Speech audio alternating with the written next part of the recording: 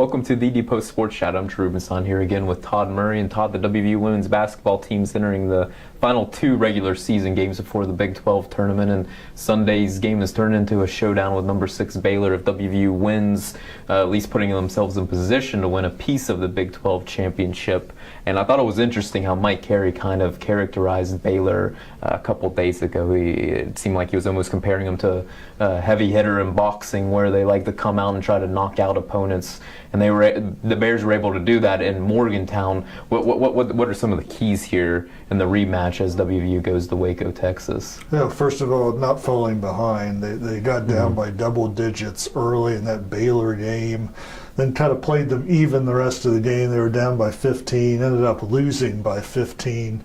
Mike wants the players to put the team in the position to be right there in the final 4 minutes of the game. He feels like if it's close going down the stretch, he likes the Mountaineers' chances in a game like that. And this is a team that has really played better on the road than it has at home this year. So I don't think playing in Waco, and they have a very good fan base there that really supports the team. I don't think that's something that's going to bother them, and I know they're really looking forward to this rematch.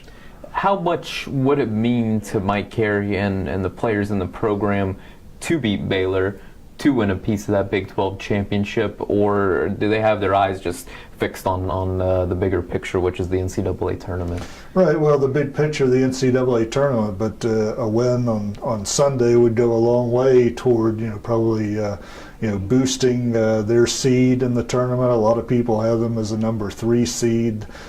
Beating number 6 Baylor would almost certainly move them into a number 2 and could potentially set them up for some matchups that would be in their favor for trying to advance in the tournament, which is their ultimate goal.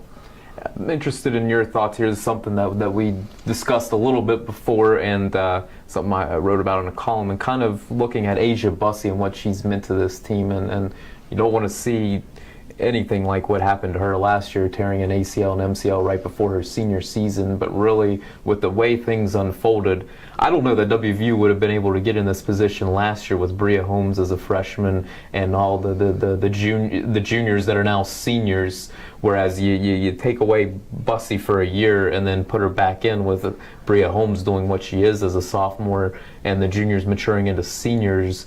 It seems like it's a blessing in disguise, but what are your thoughts when you look at the bigger picture there? Yeah, I think the year they're having this year is the year they thought they were going to have, last year with Asia in there. And if Asia is not in play this year, we're certainly not sitting here talking about a high seed in the NCAA tournament. We're probably talking about, are they going to make the tournament, period. And you ask these Big 12 coaches as they come in here, how different is WVU with Asia Bussey around the basket this year? And they have all said that, she is a huge difference maker. That it's hard to find in women's college basketball a 6'4" player who can do what she does, who is going to score most times when she gets the ball in the paint, is going to defend. Mike Carey is forever talking about her as being one of the best defenders that he has coached and that he has seen in women's college basketball. So, she's just meant everything this team, and right, her presence along with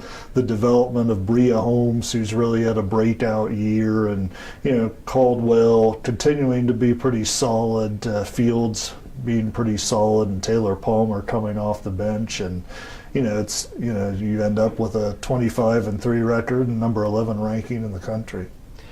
There's still 2 regular season games in the conference tournament and beyond, but when you start looking at postseason accolades, who sticks out here? Bria Holmes, Asia Bussey for first team All Big 12? Where does Mike Carey stack up in the Big 12 Coaches of the Year debate in your mind? Yeah, I would be very surprised if Bria Holmes and Asia Bussey are not first team All Big 12.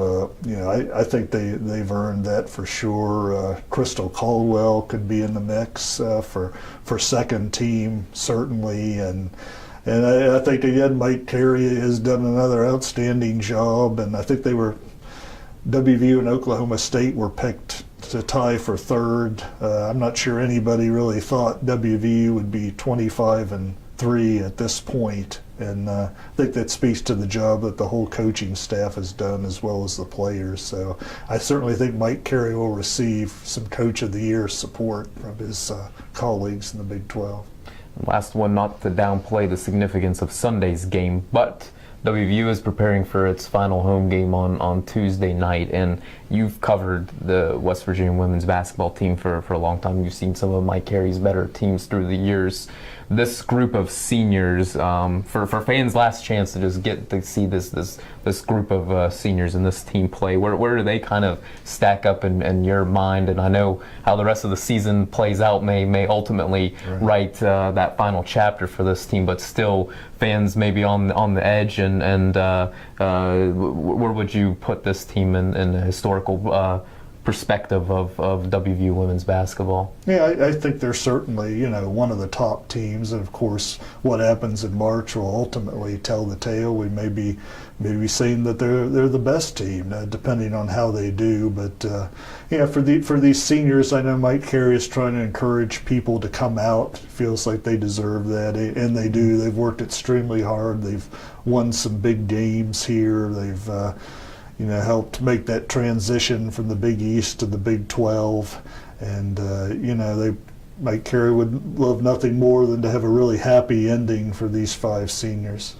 I would agree, and the chance to see Asia Bussey and Bria Holmes on the court at the same time, not to take away from the other players, but to see those 2 players on the court one final time, it's certainly something worth coming out for. But Todd, appreciate your time once again, and please continue to check TheDPost.com for the latest on the Mountaineers. Thanks for watching today.